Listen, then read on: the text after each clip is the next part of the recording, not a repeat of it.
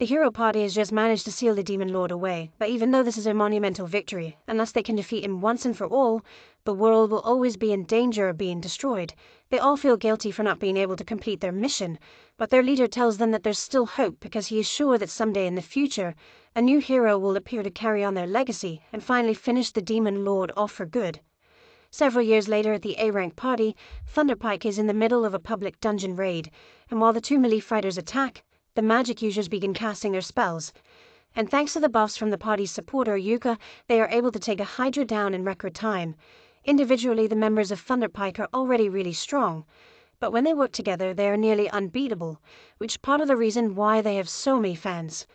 However, while they may look like the perfect team on the surface, it turns out they don't really get along as well as you'd think. In fact, after the stream ended, the red mage Yuka tells everyone on the team that he is quitting Thunderpike effective immediately. The party leader Simon asks him why he wants to leave, so Yuka explains that he isn't getting a fair cut of their reward money. The money he received today is so little that he may have to start taking out payday loans, and that's a situation he doesn't want to be in. Simon tries to justify Yuka's low pay by claiming that Yuka isn't contributing enough to the party, and Barry chimes in to point out that Yuka never actually engages in any battles. All he ever does is burn through their items' durability with his pointless enchantments. Yuka can't believe Barry would call his enchantments useless, but Barry isn't the only one who feels that way. The only one who actually thinks Yuka is useful is Jamie, but that's just because he's good at setting up their streams. Camilla tells him that if he wants to be paid more, then he has to be more active as a member of the team, but Yuka doesn't think she has the right to say that since she's basically a healer, and Yuka is always protecting her in battle.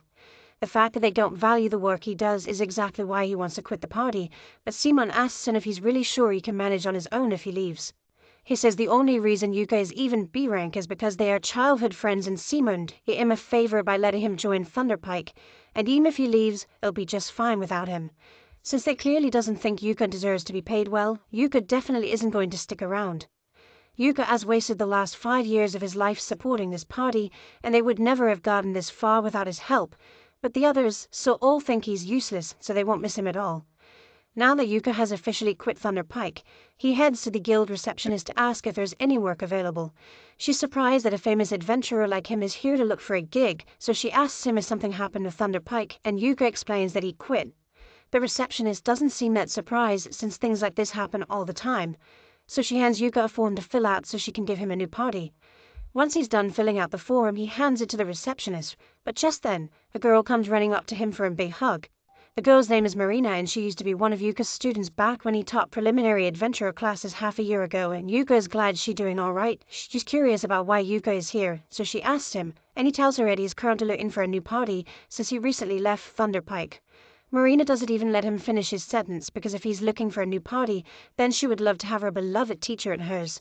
Yuka agrees to her proposition, so a few minutes later he is seated with Marina and the rest of her party members so they can discuss his joining. Silk loves the idea of Yuka joining their party, but she is surprised that an experienced adventurer like him wants to join their D-rank party. Yuka is currently B-rank, so he could probably get into a much better party, but he doesn't mind being in a D-rank party, and to be honest, he actually prefers it this way. Back when he was in Thunderpike, they would always take on high-level missions, so Yuka would have to buy a ton of magic items to prepare, which left him in constant debt. That's why he wants to take it easy for a while, and just deal with some low-level quests instead. Since Marina, Silk, and Rayan are all on board with the idea, Yuka officially joins their party, and their first mission together is to collect magic iron ore from the Paintal Mine dungeon. It's been a long time since Yuka felt excited to go on a mission like this, and it definitely brings back a lot of old memories from when he was starting out as an adventurer. Yuka recalls that this dungeon has a lot of magic ore veins on the 6th floor, and Silk tells him he is correct, but they were hoping to avoid fighting the 5th floor boss, so Yuka suggests they should start on the 4th floor instead. As they enter the dungeon, Marina takes the lead and uses this stick to check for any traps that may have been set, and Yuka is so proud because she's doing it exactly how he taught her. But for now, he asks her to let him take the lead since he has a more efficient method. Marina doesn't understand what he means since their party doesn't have a scout or thief to detect the traps, but while that may be true, Yuka has a magic item that should be useful in this situation. It's a detection lamp, and thanks to a special type of oil, it illuminates traps, so they can spot them just like a scout would. The lamp really is useful, but Silk asks if it's okay for Yuka to be using it since special oil sounds really expensive, And yes, it normally is, but Yuka made this oil with his alchemy, so it didn't cost so much. The party continues walking down the corridor while carefully avoiding all the traps, until eventually, Yuka stops everyone because he can sense something up ahead. He moors the others and tells them that they should prepare for a fight, so they all rush in together and are confronted by a group of baubles. Silk decides to take the initiative and fires the first shot to take one of the baubles down, while Marina runs in to hammer the rest. As she does this, Yuka casts overlapping physical enchantments on her so she can fight better, and at the same time he casts a debuff on the baubles to trip them up. While the baubles are disoriented, Marina goes in for her attack, and in one fluid motion, she's able to cut both of them in half, something even she's surprised by. She turns around to ask Yuka if that feeling she just experienced was his magic, so Yuka confirms that he have cast 3 types of enchantment on Marina to help with her fight. Rain can't believe Yuka was able to cast 3 enchantments at once, and on top of that, he managed to do it with no incantation, but Yuka doesn't think it was all that impressive, so he just says they should keep moving. As they continue through the mine, he asks the girls about their usual dungeon exploration routine. So Marina proudly explains that they always take a break after each floor and check their equipment, just like he taught them to do. Since that's the case, Yuka suggests that they should rest a bit before they continue. After their break, Marina and the others check all their equipment for damage and everything seems to be in working order, so they are ready to continue their mission and head down to the next floor. On the second floor of the dungeon, the group is suddenly ambushed by a group of undead miners, and the only way to get rid of them is for Rain to use holy magic, so everyone needs to protect her while she uses her chant. Marina and Silk plan to handle the defense, but Yuka tells them he has this covered, so he casts a blessing of light on all of them, and while it won't kill the undead miners, it does stop them from coming any closer, so it's a good defensive measure. Eventually, Rain finishes the holy light spell and uses it to eradicate the undead, and once they are safe, Marina begins praising Rain for a job well done. Yuka praises her as well since there aren't many people who can use light magic on the scale that Rain just did, but doing that probably drained a ton of her mana, so he casts for fresh mana to help her recover. Rain can't believe Yuka can use refresh mana since that's a really rare skill. It completely restores the mana of whomever it is cast on, and having that skill alone would make Yuka insanely valuable to any party that works with him. But Yuka thinks she's exaggerating a little because he only learnt refresh mana as a way to compensate for having an obscure job like a red mage. Although it was really difficult for him to learn it. Afterwards, the group continues walking down the path, and as they go, Yuka begins pouring a liquid on the ground. Silk asks him what he's doing, so Yuka explains that he's pouring holy water over their footprints in order to stop undead monsters from following them.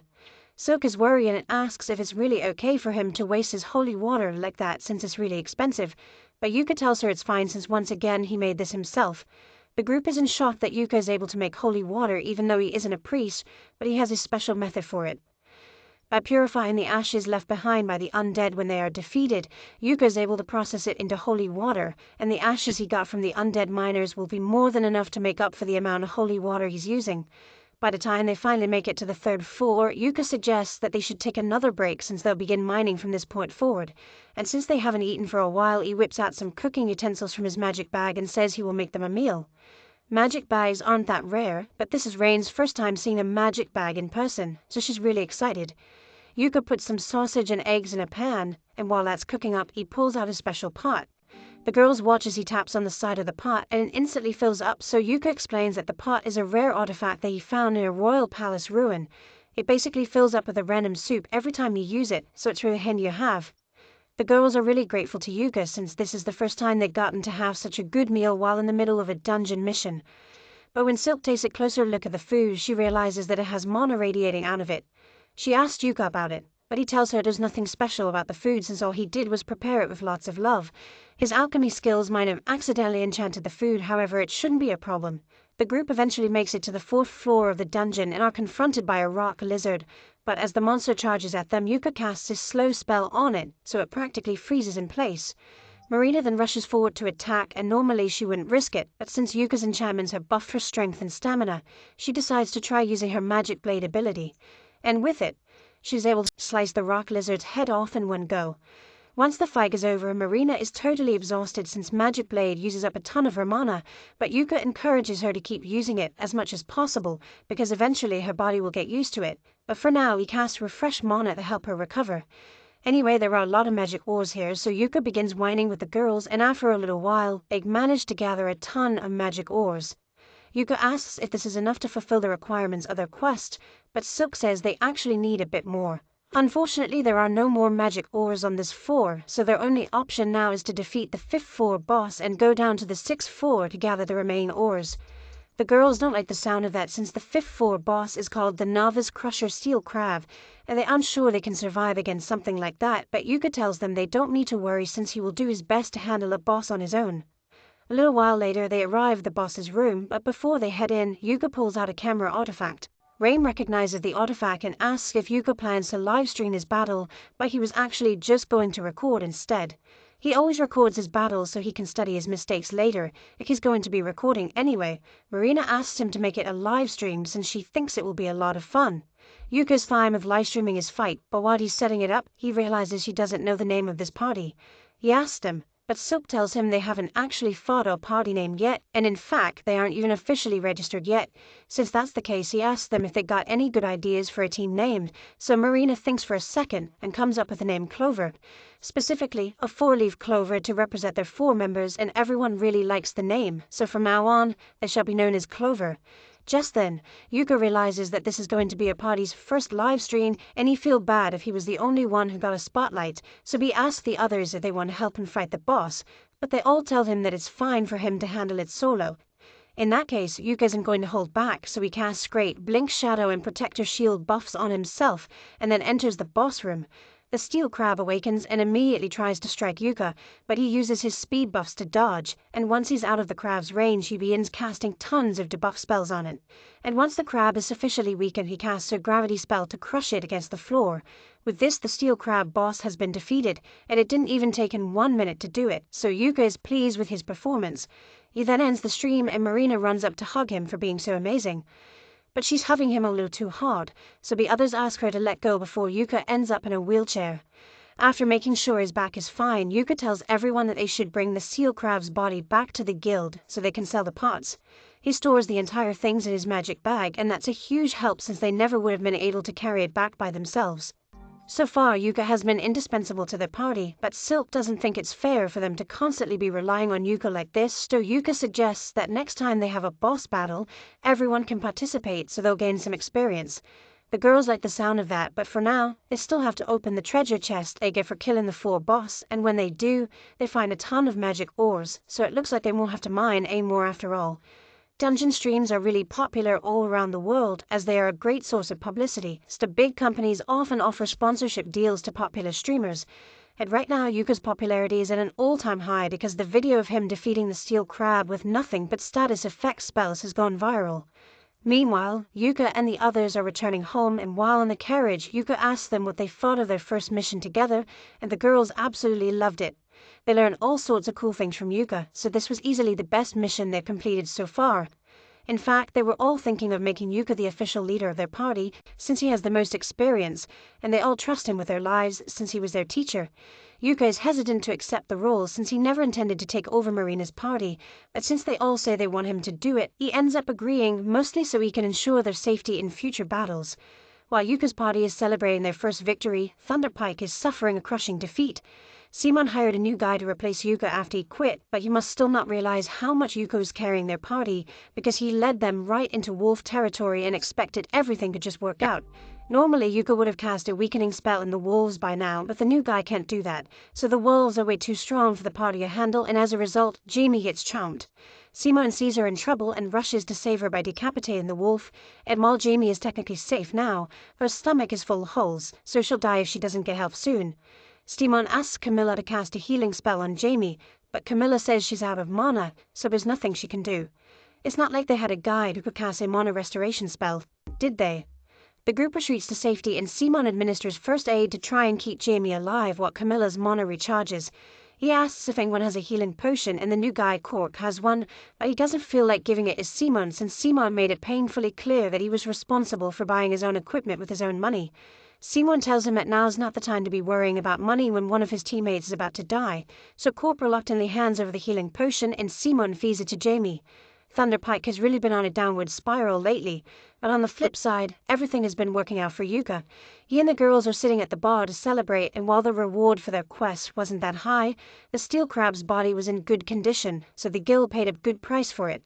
Speaking of money, Yuka asks Marina and the others what system they've been using to split up the party's earnings, so they tell them that Sylph usually handles all the party's money and each member gets a set allowance. Yuka is a little surprised since it's rare for a party to entrust all the money to a single member, but the group has a reason for that. They've all been saving up so they can eventually afford to buy a house as a party, since it's a little awkward to have to be renting at the inn all the time. Since they are trying to save their money, Yuka tells them it's fine if they continue with the allowance system. Silk asks if he is really okay with her handling all the finances since she thought an adventurer like him would want to handle his own money, but Yuka trusts her, so there's no reason to change the system they already have. While Yuka and the other are having fun and getting along, Simone and the rest of Thunderpike are upset because that was the worst outcome they had in years. Thankfully, they were able to save Jamie's life, but things could have gone really badly, and Simone blames it all on Cork. The rest of the party get in on it and start calling Cork useless for not being able to get them out of that mess, but Cork isn't going to let them put the blame on him since everyone knows that dire wolves track their prey through scent, so it's common sense to buy a scent blocker in preparation for the mission. This is clearly the party's fault for not being prepared for the situation, but Simon tries to turn it around on Cork and says that if he knew about the scent blockers, then he should have told them. And the fact that Jamie almost died is entirely his fault too because he didn't buy scent blockers for the entire party. The gaslighting is strong with this one, but thankfully it's not strong enough to fool Corks, so he realizes he wants no part in a party where no one is willing to take accountability for their mistakes and quits on the spot. Yuka overhears this, and he can't believe Thunderpike still hasn't learned from their mistakes, but that doesn't concern him anymore. He turns back to the girls, and Marina tells everyone what they should do for tomorrow. Soap remembers something Yuko once told her about it being important to take a day off after every mission, so she suggests that they do that. Everyone agrees, and since Yuka is going to have the day off, he decides to get a little shopping done. He needs to stock up on potions and scrolls, and he still needs to turn those undead ashes he got into holy water so he can replenish his stock. He's going to be busy for a while, so he suggests that they all meet back up here after their break is over. Just then, Narina notices that the dungeon stream highlights of the day are being shown, and Yuka's fight against the steel crab is number 1. He is shocked since he only uploaded it a couple of hours ago, but it already has over 5,000 viewers and it's still going up. People find it really interesting that someone with an obscure job like a red mage was able to take down a red crab without even needing to touch it. The announcers tell everyone to keep an eye on Yuka and his party Clover because they just might become the world's greatest party. Simone and the other members of Thunderpike see Yuka's stream as well, and they are all incredibly jealous that Yuka is actually doing well without them, but they still refuse to admit that Yuka might have been more useful to them than they gave him credit for. Thunderpike is always going to be a bunch of haters, but it looks like there is actually someone else hitting on Yuka from a distance, and he seems mad that Yuka is getting comfortable with his new party. A couple of days later, Yuka is back in the guild, and he's looking at the notice board to see if he can find any quests that will be good for the girls. The receptionist sees him struggling to decide, so she comes over and asks if she can help. Yuka asks her if there are any quests that are easy enough for a party of noobs but also paying a decent amount of money. The receptionist tells him that he's being a little too optimistic here. He's never going to find such a perfect quest, but given the circumstances, she points to a C-rank quest that involves fetching some magic stones from the Orden Forest. Yuka thinks this just might work, but he's a little curious as to why the quest is C-rank when fetching magic stones will usually only be D-rank.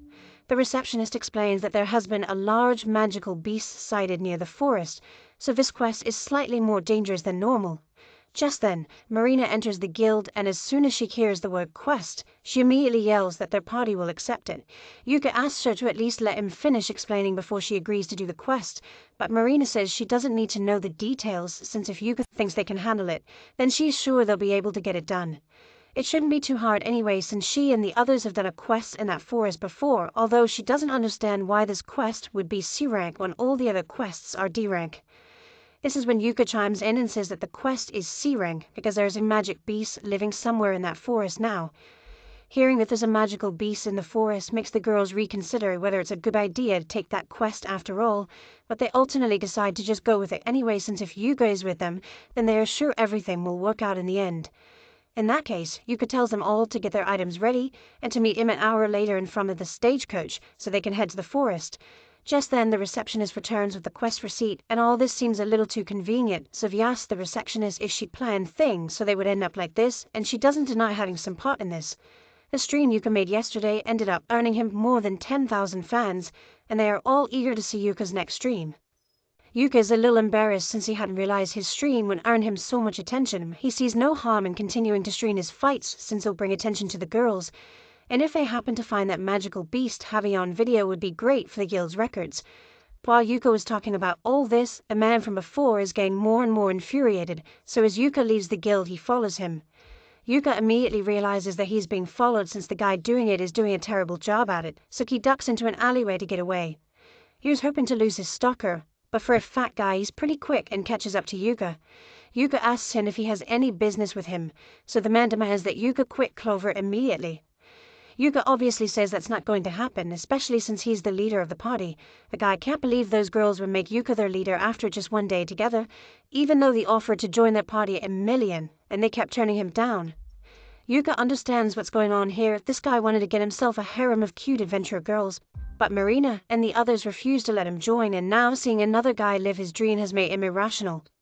The man draws his sword to attack if Yuka doesn't agree to leave the girls' party, so Yuka quietly casts his snare trap at the man's feet and then turns to walk away. As Yuka is walking away, the man really does try to attack him, but Yuka's trap causes him to slip and fall on the ground. Once he's on the carriage, he talks to the girls about his random encounter. They recognize the guy as Bizio and tell Yuka that the guy has been trying to join their party for so long. They ask if Yuka is alright since they would hate it if something bad were to happen to him because of them, but Yuka assures them it is not their fault, and besides he left that guy unconscious in the middle of the street, so they can just report him when they get back to town. In the meantime, before they get to their destination, Yuka wants to go over their mission objective one last time. They are going to fetch 3 magic stones from the Orden Forest, and since the others say they've been here before, he asks them what it was like when they got here. According to Marina, they had been here 2 months ago. But now that she thinks about it, she didn't run into any monsters at all. After hearing this, Yuka realizes that the magical beast must have already been in the forest 2 months ago, and if they encounter it, he's going to be live streaming. This way the guild gets valuable information about the beast, and in the event that they can't defeat it, it'll be easy to call for backup if needed. Once they arrive in the forest, Yuka begins the stream and the group starts making their way for the forest. Yuka decided to be the rear guard since beasts usually attack from behind, but Marina asks it is really alright for him to be at the rear since he's in the most danger there. Yuka tells her she doesn't need to worry since not only can he use Blink Step to get away if his life really is in danger, his clothes also have really good defense stats, so he can take a couple of hits before he goes down. They soon reach the waterfall where they are meant to gather the magic stones, but just before they could reach there, Yuka tells everyone to wait because he can sense something coming.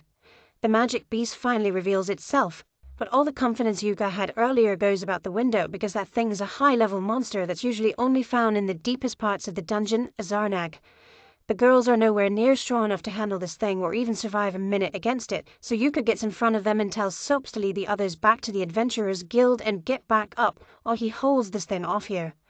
However, the girls know that Yuka doesn't stand a chance against that thing's either if he is fighting solo, so they refuse to leave his side. Otherwise, he might really die. Yuka can't really argue with that, so he agrees to have them fight with him, and cast his enchantment spells on them. He and Marina are handling the front line, so Marina charges forward first, but the Zarnag swats her away effortlessly. Yuka tries to use his layered status effects on it. And while it does disorient the Zarnag, it doesn't do much damage to it, so he's running low on options. Right now, there's only one thing in his arsenal that can stop this thing, so Yuka decides to go all or nothing. However, he will need Marina to buy him some time so he can finish casting the spell. Marina agrees to distract the beast so she gets up close to it and does her best to keep its attention while dodging its attacks. And even when she's about to get caught, Silk and Rain assist with their magic. Thanks to their combined efforts, Yuka had enough time to finish casting the level 5 spell, a highly destructive prismatic missile. And now that it's complete, Yuka fires it straight at the beast's face. After the prismatic missile hits, it doesn't look like it did much at first, but soon after, a monster begins coughing up blood, so has been badly injured. Rain then casts a grade 5 Thunderbolt spell to electrocute the monster, and while it is paralyzed, Yuka orders Marina to chop its head off. Marina charges forward and activates her magic sword while Yuka buffs her with a critical attack spell, and as a result, she's able to cleave the monster's head from his body in one swing. Now that's finally over, Yuka falls to his knees in relief because he can't believe they managed to defeat the monster without any of them dying and back in town. All the spectators of the stream are equally as amazed, especially by the spell Yuka used because no one has seen anything like it before, but there's always gotta be that one hater in the crowd. Back in the forest, Yuka is feeling a little lightheaded because of all the mana he had to use during the fight, but overall he's still in good condition.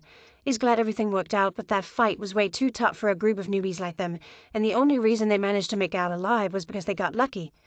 He tells the girls that he's going to scold them later because of their reckless behavior, but the girls think Yuko is just as reckless as they were because he initially ran into battle alone, totally expecting to get himself killed, and that's unacceptable behavior. Yuka can't deny that he was prepared to sacrifice himself, so he compromises and says they can all talk about their grievances later. For now, they should probably wash themselves off since they are all covered in sweat and Marina is covered in Zarnag blood. While the girls bathe in the river, Yuka starts setting up camp, and this whole thing brings back fond memories from 6 months ago. Back then, Yuka was in charge of training Marina's team, and he was impressed with how well the girls were adjusting to the job of adventuring. But there were a few areas they could improve in. Marina was a little clumsy, Soap was overly cautious, and Rain was really timid. But despite all that, with how well they were performing, if it were up to Yuka, he would have given them their D-rank adventurer licenses right then.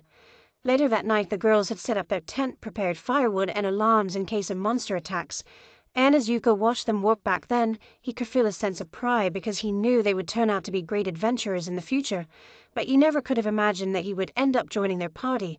A few days later, the party is back at the guild, and it looks like they've been summoned to meet the guild master, so the girls are a little nervous.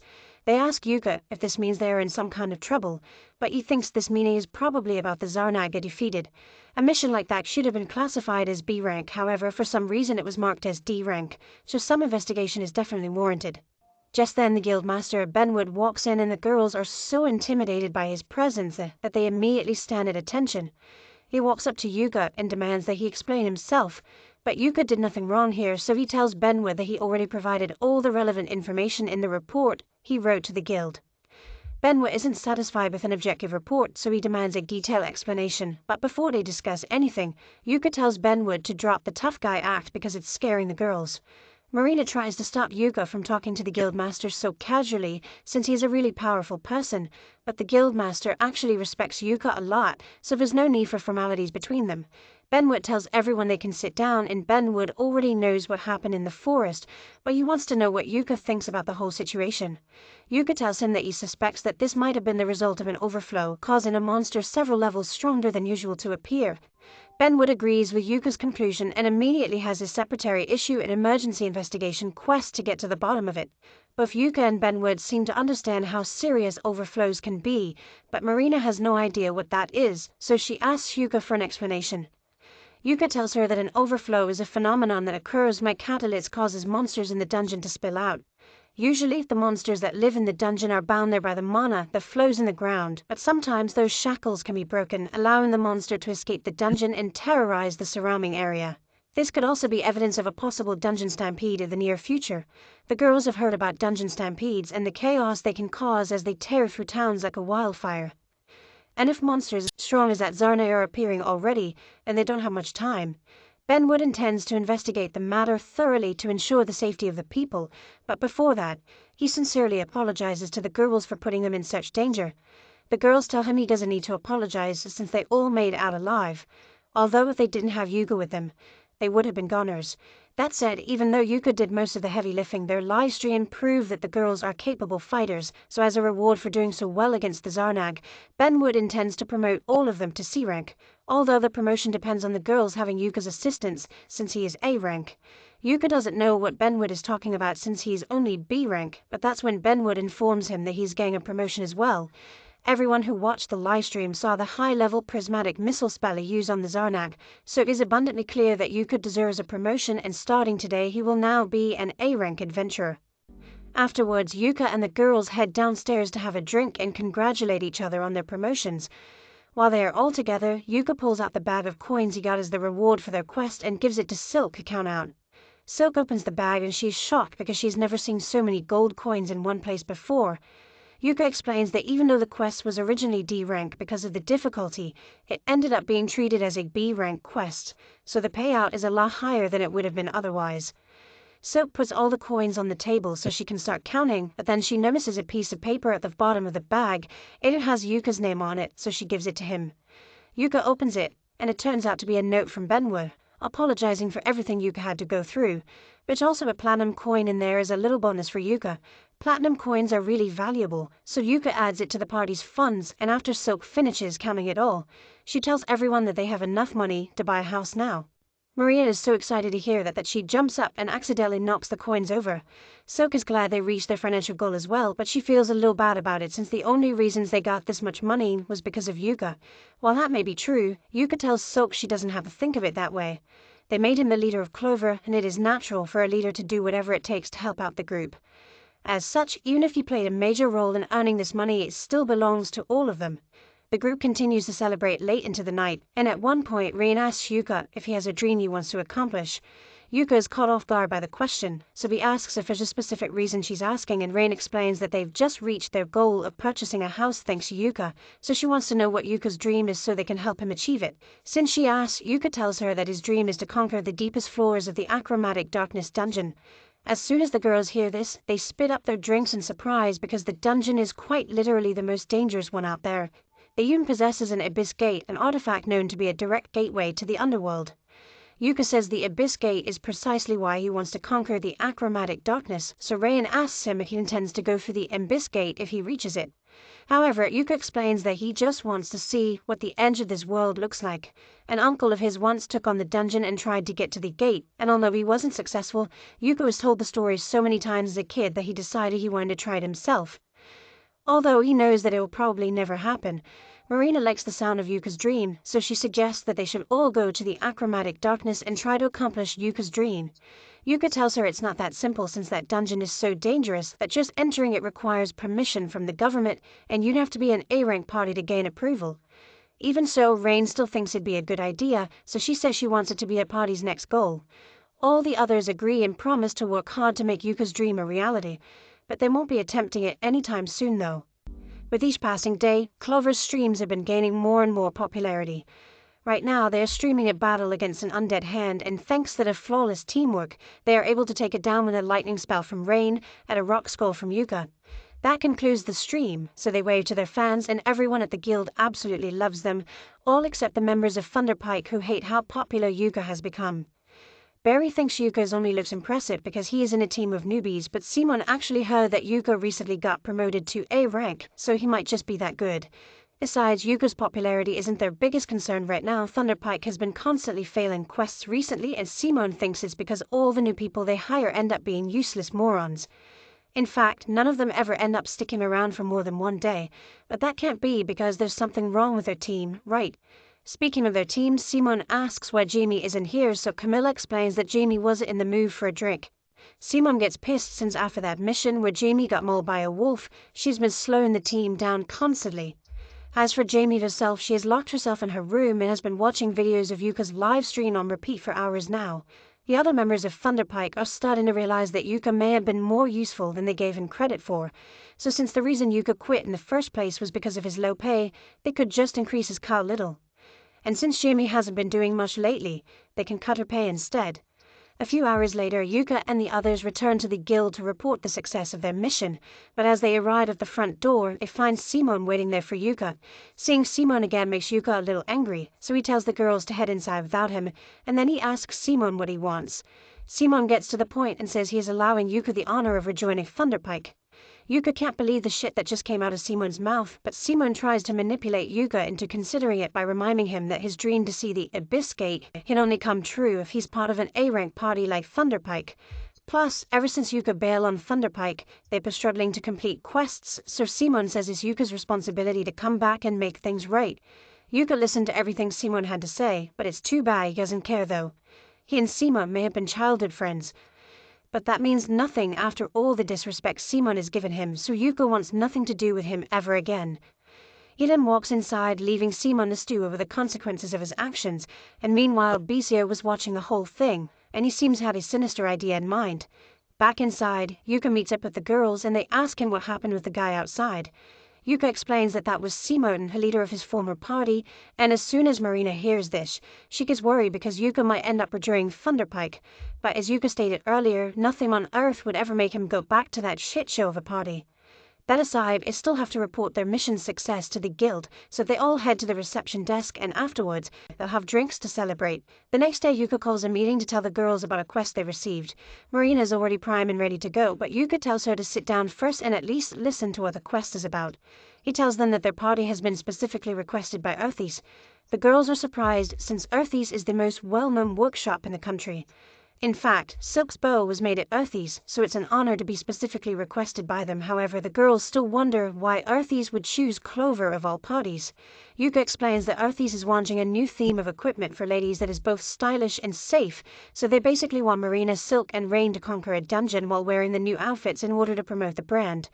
Marina can't believe they're really going to be poster girls for a brand as big as Earthies, but Silk and Rain are already fixing their hair for the mission. It's a really good deal since they get paid to conquer a dungeon and get to keep the armor afterwards, so they tell Yuka they'll accept the offer and the group later sets out for Iron Dungeon. When the day for the quest finally arrives, Yuka meets up with the girls outside the dungeon and they've already changed into the new Earthies gear. Yuka tells them they all look really cute, and on top of looking good, the equipment is all really functional, so he thinks it suits them. But for some reason, Rain seems to be upset with him, and he doesn't know why. The group enters the dungeon, and as they do, Yuka explains that this dungeon is relatively old and only has 4 floors, but at the bottom, there is an entrance to a separate dungeon, which is what they will be clearing. To get to the second dungeon's main entrance, Yuka says they are going to have to take the stairs, but those stairs are really long, so Marina asks if they can just climb down the middle with a rope to save time. Yuka tells her that normally she would be right, and people have tried doing that in the past, but this dungeon has a distortion field preventing you from going anywhere that isn't a designated path. He tells them to be careful not to get caught in the field, but then he notices that Rain still seems upset, so he asks her if he did something wrong. Rain doesn't say anything, but the others know why she's upset, so they tell Yuka to take a closer look at Rain's outfit. Yuka looks at Rain, trying to see if there's something he missed, and that's when he notices that she changed her ribbon bow color to blue instead of red today. Rain is upset that he hadn't complimented her on it, so Yuka tells her it looks good on her and she feels a lot better. They then head down to the second floor, and thanks to his lantern, Yuka spots a trap ahead, so he tells the girls to stand back while he takes care of it. He pulls out a long stick, and with it he taps the trap, causing several dozen spears to spring up from the ground, walls, and ceiling. That would have been an unpleasant way to die, but since he has already triggered it, it should be safe for them to continue forward now. They are going to have to squeeze through all the spears, so while walking, Yuka asks if anyone is having any trouble. Thankfully, since their new armor is so snug, the girls have no trouble passing through the spears. Once they make it a little farther down the corridor, Yuka senses something up ahead and warns the girls to get ready for battle. The group comes face to face with a group of orcs, and the second Silk sees the orcs, years of generational hatred comes flowing back into her mind. Yuka knows that orcs are the natural enemy of elves, but he asks Silk to remain calm so she doesn't make a mistake.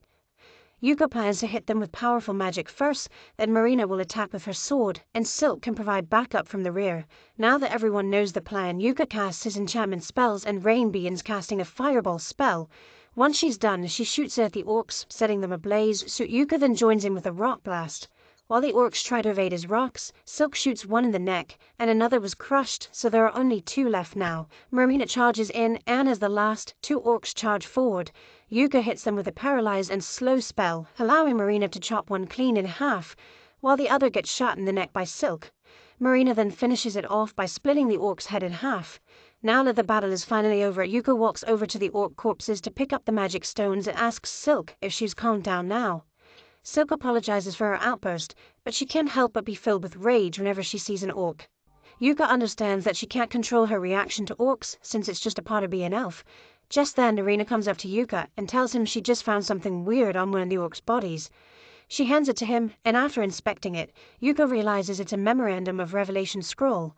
It's an artifact that can uncover hidden abilities in people who use it. It's kind of odd that a low-rank orc would hack something like this, but in its current state, it's not that valuable since it's so damaged. However, it would be a waste to sell it off, so Yuka says he's going to fix it and let one of the girls use it. Soka asks what happens if one of them uses the scroll, so Yuka explains that it will unlock a hidden talent. For example, it might grant your second job or maybe a new skill. If that's what the Revelation Scroll does, then Rain and Silk suggest that Marina should use it when it's repaired since she only has one job right now. Marina is a little hesitant to accept since sword mages are rare and she's not sure she has the potential to become one. Still, Yuka thinks it's worth a try anyway, since even if she doesn't get a second job, she might end up uncovering some sort of hidden ability. Just then, a chest appears as their reward for defeating the orc. And after opening it, they continue walking until they get to the break room between floors. The reward they got from the chest was a magic bag, so Rain is over the moon with joy since everyone said she could have it.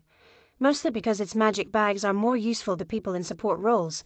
If they manage to find another one at some point, Yuka thinks it would be best if Silk got to have it since it would allow her to store more arrows. Once their break is over, they all get up. But before they continue, he wants to review the team's losses and gains. Yuka used one of his scrolls, but his mana levels are still decent, and Marina feels perfectly fine. Silk used 5 arrows when they fought against the orcs, but she's got 20 left, and as for Rain, she is ready to continue. Since everyone is still in good condition, they continue down to the 3rd floor, and Yuka warns everyone to stay alert since even though this floor doesn't have a floor boss, they have to be ready in case they get attacked. There used to be a door to the main dungeon, the abandoned city, but around 10 years ago the door just vanished, so anyone can just walk in now. It is said that in the past, the door was guarded by multiple shadow stalkers, and from what Yuka knows, the shadow stalkers are supposed to look like solid black mannequins with shiny eyes. But those things haven't been seen in years, so there's no way they'd run into one here. However, there's a black mannequin with shiny eyes just staring at them menacingly from the 3rd floor, so Marina asks if they should be concerned about that. That thing is definitely a shadow stalker, and Yuka thinks it's unbelievable that they are actually seeing one here, so he makes sure the recorder gets a good view of it. The shadow stalker may look creepy, but they don't have to worry for now since it's on the 3rd floor. There's no way it can cross the distortion field. However, the shadow stalker proceeds to jump down and pierce through the distortion field like it's nothing, so they might be in trouble after all. Yuka tells everyone to get ready to fight and pulls out a scroll of multi-enchant to buff the girls as much as possible. But even with all the enchantments, when the shadow stalker launches its first attack, it takes Marina out in one hit. Rain rushes over to Marina's side to heal her while Silk provides cover, but Yuka still can't believe that the shadow managed to shatter his multi-enchant barrier so easily. The shadow prepares another attack, so Yuka charges forward and casts a protection barrier on himself, but the shadow's attack easily shatters it, so Yuka comes to the conclusion that the shadow's attack must be specifically made to destroy barriers, so he switches tactics and casts Blink Shadow on himself, so he can avoid being hit altogether and sneak up on the shadow to slay it. However, before he could strike, the shadow turns around and hits Yuka with a dark magic curse that leaves him immobilized, so there might really be no way to beat it. The shadow then casts another curse, but Rain manages to block it with a holy shield, while Silk counterattacks with her Dryad Vines. While the shadow is busy, Rain tries to heal Yuka as she did with Marina, but to her horror, she discovers that Yuka isn't breathing. At the same time, the shadow slashes Silk across the back and Marina manages to chase it off, but it's moving way too quickly for her to hit it, so Rain decides to use a wide area spell to take it down. She casts Icicle Rain and aims it at the shadow, but it disappears and slashes both Marina and Rain in the back. Now all the girls have been badly injured, but the shadow isn't down yet because it then proceeds to cast dozens of eclipse cannons and fires them straight at the girls. This would have been the end of them, but at the last second, Yuka returns and casts a light shield over them. He covers the floor in 1,000 trip spells so the shadow can't get away, and then he begins spamming every possible debuff effect he can cast to weaken it, while also casting buffs on the girls to heal him. Now that the girls are back in fighting shape, Silk traps the shadow in her vines, granting Rain enough time to cast her undead spell to erase the shadow. The battle is finally over and Marina is so glad that Yuka is still alive that she gives him a big hug, but Yuka tells her that her hug is bringing him dangerously close to dying again. Once Marina lets go of him, Yuka thanks her, because if she hadn't spotted the shadow stalker when she did, it might have gotten them with a surprise attack, and that would have been a guaranteed death sentence for them. He then asked Rain what she thought of the shadow, so Rain says it was undead, but its mana was in disarray, so it felt like the shadow's existence shouldn't have been possible. Furthermore, it shouldn't have been able to pass through the distortion field, so in all likelihood it must have been the result of a dungeon overflow. Silk asks Yuka what he thinks they should do, and since they are already at the bottom floor, he suggests that they should at least finish their quest before they head back up. In that case, Marina asks if they should inform everyone of the Shadow Stalker with a stream, but Yuka would rather not since they are wearing Earthy's unreleased equipment line, so he doesn't want to show it to the public without permission from the client.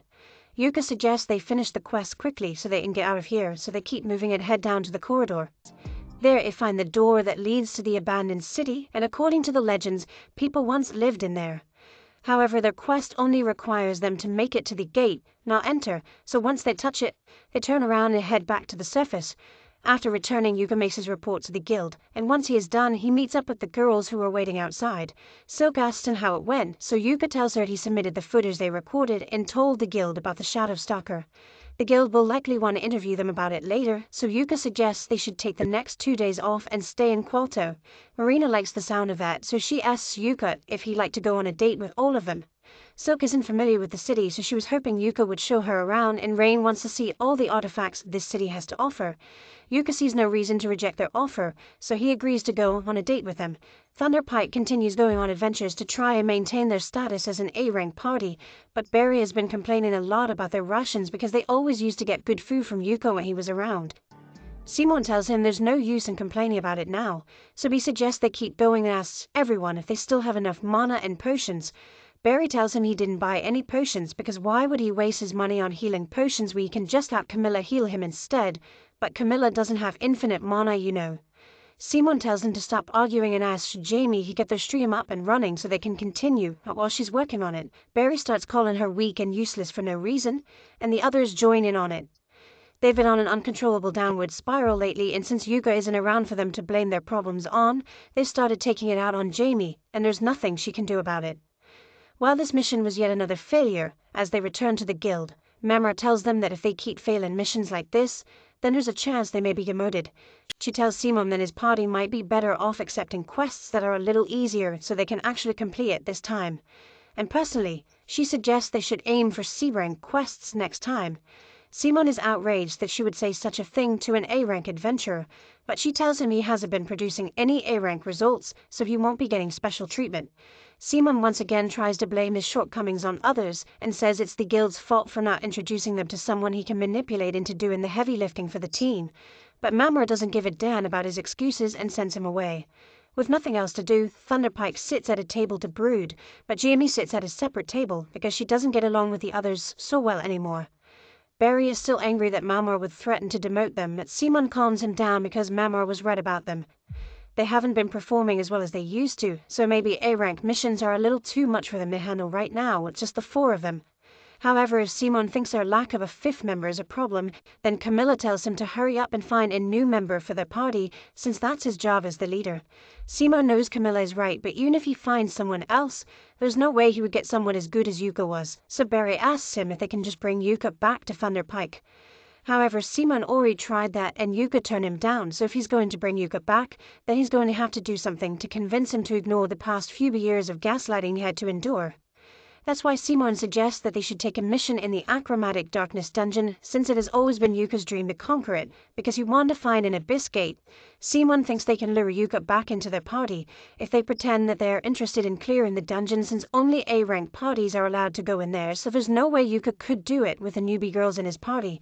Barry thinks this is a great idea, so he agrees with Simon's plan, and Jamie is just wondering how she ended up stuck with a bunch of idiots like them. Meanwhile, Yuka and the girls are heading out in town, and while walking to their destination, Yuka tells them that he heard the Iron Dungeon was temporarily closed for an investigation, although it shouldn't be surprising since a shadow stalker did show up for the first time in 10 years. As they continue walking down the street, they eventually find the man they are here to meet, and he takes them to inspect a house that they are interested in buying. Monday shows them around and the house looks pretty good, but Yuka doesn't think it's right for them since ground floor homes are easy targets for burglary. It's hard to stop people from looking in for the windows, which is a major privacy concern since the girls will be living here.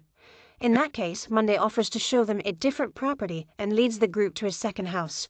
This one was newly remodeled into a family home. It has private bedrooms on the 2nd floor, along with an underground storage space and roof access. Marina thinks this place is great and Yuka likes it too, but he still hasn't made a decision on it yet, so he asks Monday if he could put a hold on this house for a little while. Monday says he will keep the house on the market in case Yuka decides to buy it, but for now, he has one last property to show them. Yuka and the others follow him to the next house, but as they walk, Yuka starts feeling a bit uneasy. Ray notices this, so she asks Yuka if something is wrong, and he tells her it's not a huge deal, that Thunderpike's base is near here, so he's a little worried he might run into them while he's here. As soon as the girls hear this, they tell Monday they don't want to see the last house. They don't want to risk living in the same neighborhood as Thunderpike, so it could be a 7-story mansion for all they care. They don't want it. Marina suggests they just buy the last house they saw since that one was pretty good, and Yuka agrees, so that same day they get everyone's stuff moved over to the new house. Yuka says he will help the girls put their stuff in the house, so he asks if they decided which rooms they want. But they were actually waiting for Yuka to choose his room first. Yuka is confused, so he asks them if they're saying they want him to live with them, and that's exactly what the girls are saying, since this is meant to be a party base after all. And it's all thanks to Yuka that they could even afford to buy the house in the first place, so of course they want him to live with them. Yuka is hesitant to live under the same roof as the girls, but Marina reminds him that when they camp out on their adventures, Yuka has no problem sleeping right next to them, so this shouldn't be any different. It's hard to argue with that logic, so Yuka agrees to move in, but he's setting some ground rules. He tells the girls to keep in mind that he's a man, so they have to actually use their door locks when they're changing their clothes or something. He just really doesn't want to get forced into embarrassing situations, and as long as they all respect each other's privacy, there shouldn't be any issues. With that settled, they sit down at the lunch table to eat and toast to their future as Clover. However, Yuka notices that Rain is a little distracted, so he looks at the TV, and to his surprise, he sees a report about a party taking on the Achromatic Darkness dungeon. The announcer talks about how Thunderpike receives permission from the guild to perform an investigation in the Achromatic dungeon, and they apparently teamed up with another party, all with the aim of reaching the Abyss Gate. Hearing that Thunderpike is going after his dream is a massive slap in the face to Yuka, and the girls think he must be really upset, but he actually says he is fine. After all, it's not like it's a race, and if he's going to take on the Achromatic dungeon, he wants to do it with Clover, and he couldn't care less if Thunderpike wants to do it before him. He wants to just forget about them and continue with their meal, but then he gets some mail from the guild saying he is being summoned. He and Rain go to see what this is about, and they are informed the party has specifically requested Yuka's help on an upcoming mission of theirs. Yuka is curious about the request at first, but then he sees that it is from Thunderpike, so he immediately rejects it and goes on with his day. However, a couple minutes later, Simon is informed that Yuka declined the request, so he goes out of his way to track Yuka down and demand an explanation. Yuka was expecting something like this to happen, so he turns to face Simon, and Simon demands to know what reason Yuka had for rejecting their request. Yuka tells him there's no special reason behind his decision, he simply doesn't want to work with Thunderpike under any circumstances, even if it's for his dream. He's honestly surprised that Simon even remembered that his dream was to find an Abyss Gate, but he has no plans on getting involved, so he wishes Simon the best of luck on his mission. Simon tries to guilt Yuka into reconsidering by saying he already started making preparations around Yuka's participation. That sounds like a Simon problem, so why should he care? In the first place, it was incredibly rude to send a spot request to someone who's already in an active party, and as long as it is a request, Yuka has every right to refuse for whatever reason he chooses. Simon gets angry and tells Yuka he is in the wrong for abandoning Thunderpike, but Yuka is at his limit and yells back that Simon is the one in the wrong here.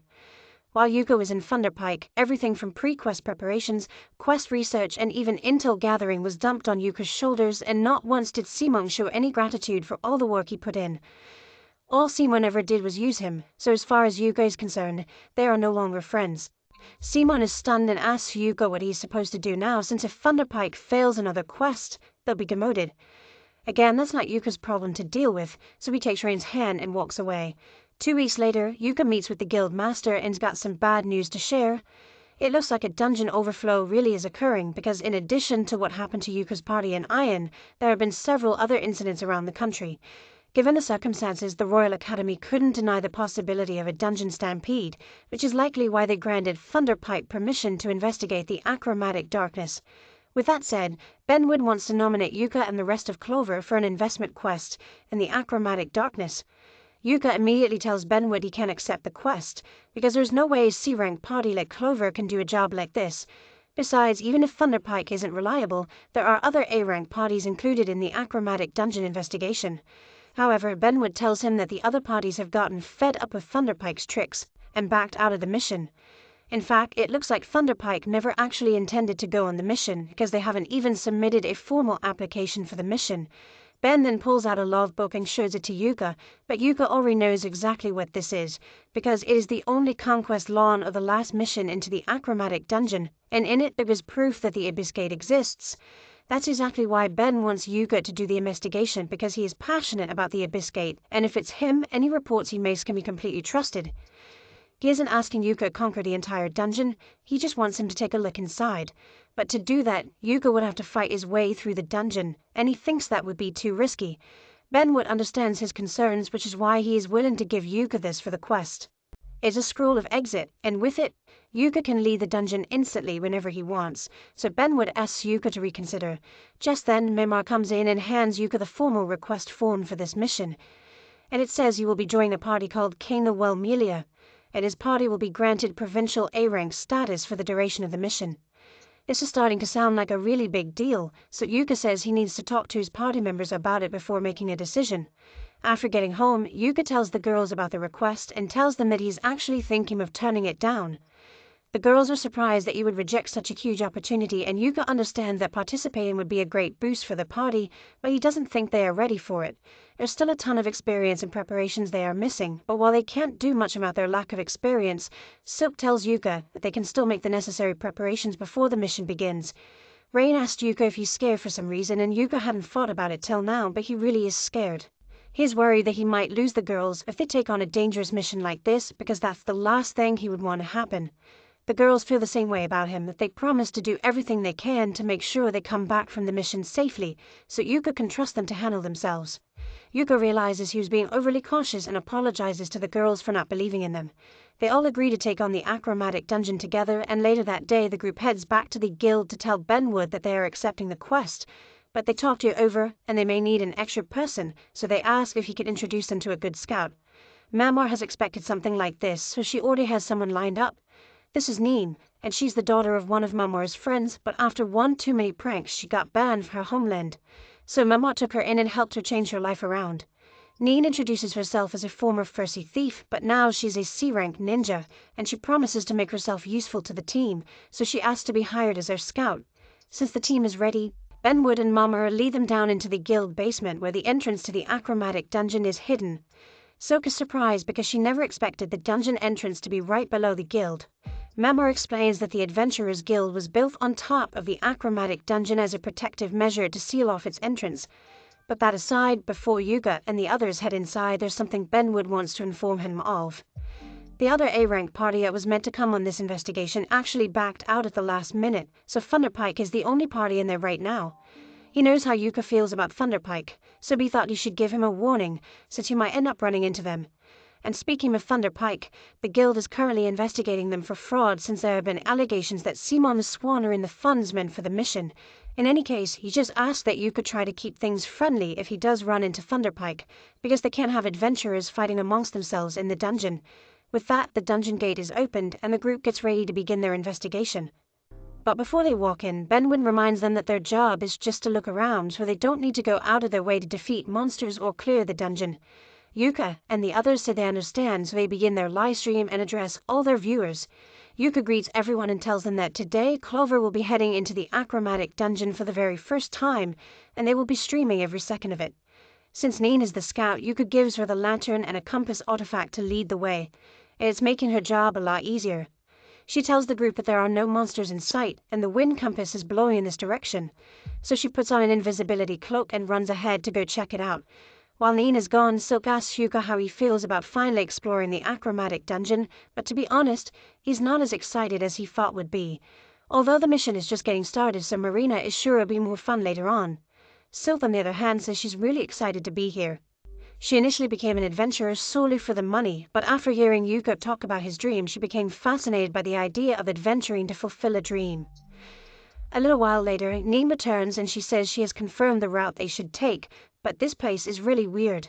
The route Neen is talking about is this door floating in the middle of a forest, so Yuka and the others walk through and head deeper into the dungeon.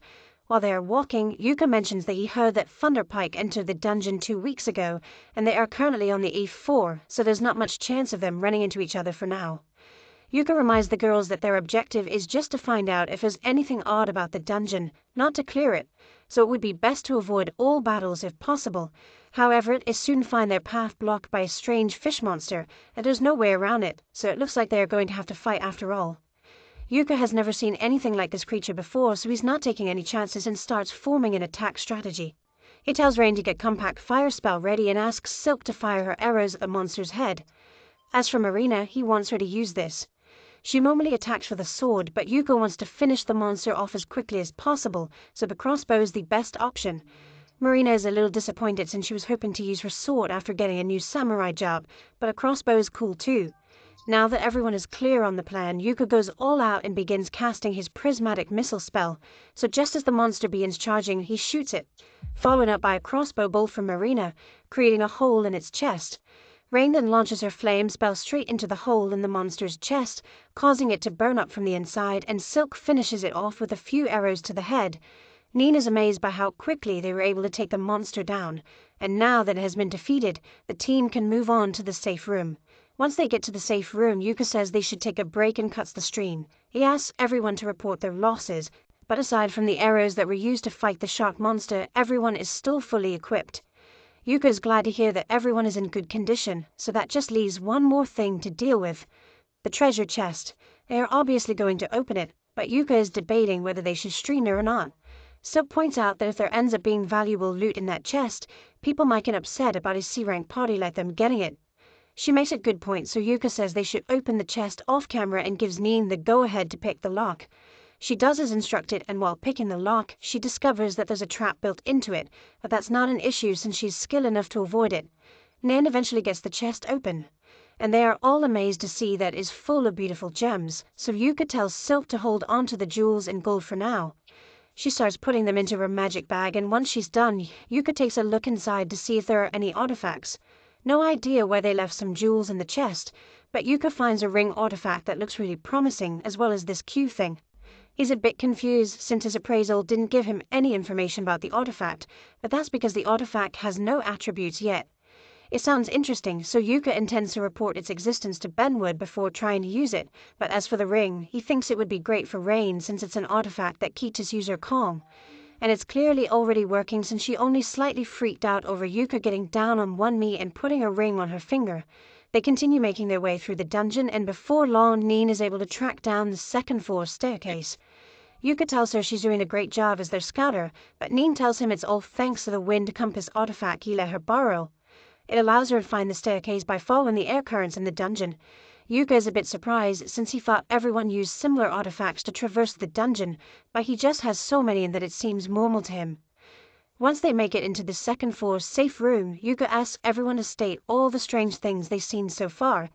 Silk mentions that the scenery seems to have changed in some locations, and then there's that shark head thing, but most intriguing of all is the fact that they found a treasure chest in the first floor safe room.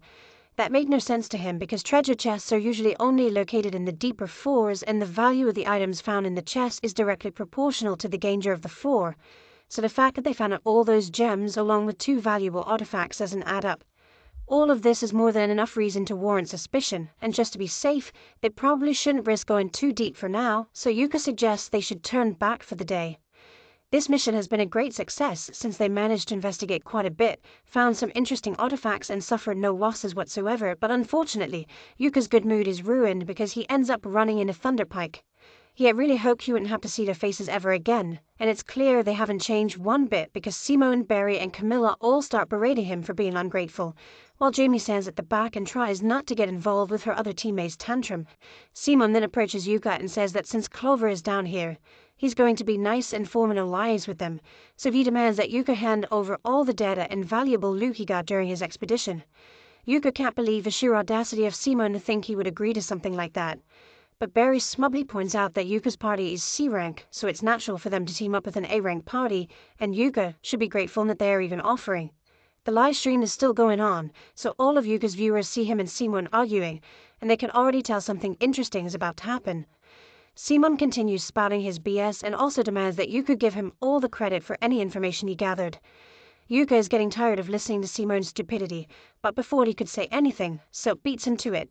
She calls Simon shameless for trying to take advantage of others, but Simon, Barry, and Camilla are discriminatory against dark elves, so they call her a filthy follower of the dark god and say savage like her has no right to speak in their presence. That was the last straw for Yuka, because they can disrespect him all they want, but if they insult a member of his precious family, then someone's going to die today.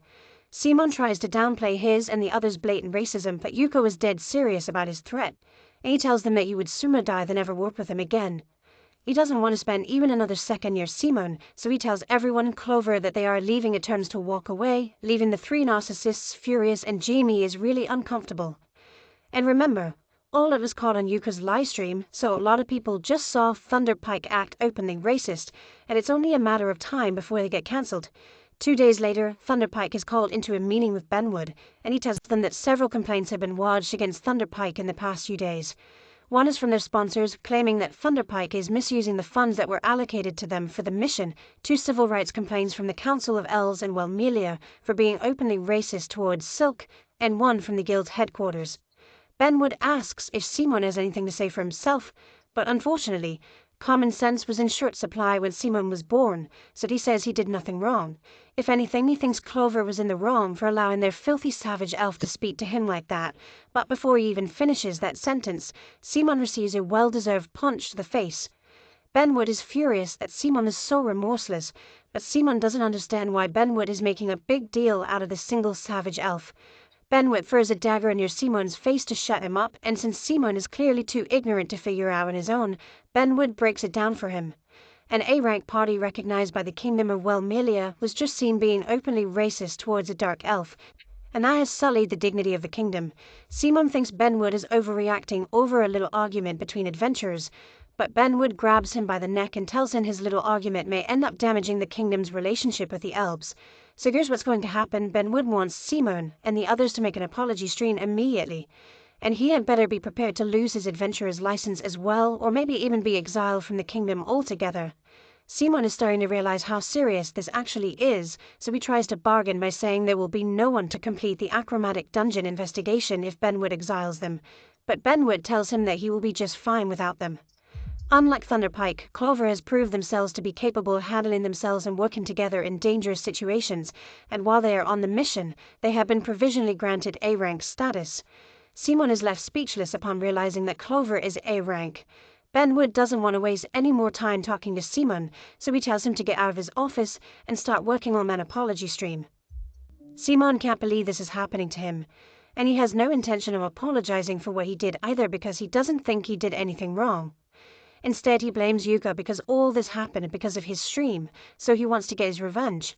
Just then, someone calls out to Simon from around the corner, and he says he has a plan to get Simon back on top, while getting revenge on Yuka and Clover, and Simon seems interested in what he has to say.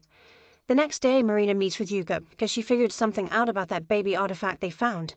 She knows what to do, but she needs Yuka's help to make it work, so she tells him to hold on to it while thinking of her, and as he does this, the black box transforms into a black samurai sword. Yuka's amazed because even he didn't know that was possible, so he asks Marina to explain how it works, but she says it's a secret. A few days later, Benwood meets with Clover as they are about to head into the achromatic darkness once again. He reminds them that they don't have to try to accomplish anything since the information they brought back on their first expedition was more than enough. Yuka assures him that they will be careful in there, and if anything goes wrong, he's going to use the scroll of exit to bail out immediately. They begin their live stream and tell all their viewers that they will be going on their second expedition into the achromatic darkness today, and their goal is to reach the staircase of the 3rd floor while looking for strange things. The expedition has been going smoothly so far as the group makes it to the 1st floor staircase without much trouble, but as they head up the 2nd floor, they find something none of them were expecting: a wide open field. The girls find it hard to believe that they are still inside a dungeon when they can clearly see the sky, but Yuka remembers seeing records of some dungeon floors that look like outdoor areas, so this isn't that strange. The only point of concern for him is that outdoor floors usually only appear around the 20th floor, but they are currently on the 2nd floor, so this isn't normal. Yuka thinks the dungeon layout must have changed, so he would like to get better look at their surroundings, but unfortunately, he didn't bring a telescope with him. Luckily, Rain knows a telescopic vision spell, so Yuka lifts her up onto his shoulders so she can take a look around. Rain looks out into the distance, and at first she doesn't see anything, but then she spots a little house on the other side of the field. Since it's the only thing they've spotted in this field, Yuka and the others start heading towards the house, but as they walk, Silk asks him if it's normal for there to be houses in a dungeon. Yuka knows ruins are often found in dungeons, but this is the first time he has ever encountered a full house, so he's not sure what to expect from this. And the fact that there's a sun here only adds to his worries, because if there's daytime, then that means it will become nighttime at some point, and his gut is telling him they don't want to be out here when night falls. The group soon arrives at the house, and now that they get a closer look, it looks like it's newly built, and that raises the question of who would build a house in a dungeon. Just then, an old woman comes out of the house, and she says she's so glad to have visitors, so she invites them all inside to have some tea and pie. Yuka is immediately put on edge because there's no way an old lady could survive in a dungeon all by herself, so he may not know what's going on, but he knows he wants no part in it. Marina asks the old lady who she is and why she's in the dungeon, and the lady says she will explain, but first she invites them all to come inside and rest a little. Yuka knows a trap when he sees one, so he tells her they are not going anywhere near their house. And seeing that Yuka won't fall for her trick, the old lady reveals her true form. The sky suddenly turns dark and the house begins to expand right before their eyes. The old lady has now become a beautiful young lady, and she's a little disappointed that Yuka didn't step into her house, but she's also impressed that he instinctively knew it was a bad idea. Yuka wasn't sure before, but now he knows exactly what's going on and who he is dealing with. That woman is Lady Persephone, and she is the goddess who reverses life and death. Persephone is even more impressed that Yuka knows about her, but if he knows who she is, then he must know that he stands no chance of winning against her, so she will have him entertain her for the rest of eternity. Yuka is well aware they can't win a fight against Persephone, but he does know of a trick that might get them out of this alive, so he gets down on one knee and says he would like to meet Persephone again when his time on this world comes to an end. That must have been the secret code, because Persephone suddenly no longer intends to capture them, but she tells Yuka she won't forget his promise and places a curse on him. Black letters suddenly appear on Yuka's face and he feels immense pain, but he doesn't have time to worry about that because they all need to get back to the staircase immediately. He casts physical enchantments on all of them so they can run faster, and while they run, he tells the others that the woman back there was Lady Persephone, meaning this place must be the land of death. And no matter what, they can't let the darkness catch up to them. They make it back to the staircase in time, but being in the land of death for so long drained a ton of Yuka's mana, so he can't use any recovery magic. The girls then notice the mark on Yuka's face, so they hand him a mirror, and he recognizes it as the mark of Persephone. Rain would like to help him get rid of it, if she isn't strong enough to do so, so Yuka is going to have to go to a temple when they get back.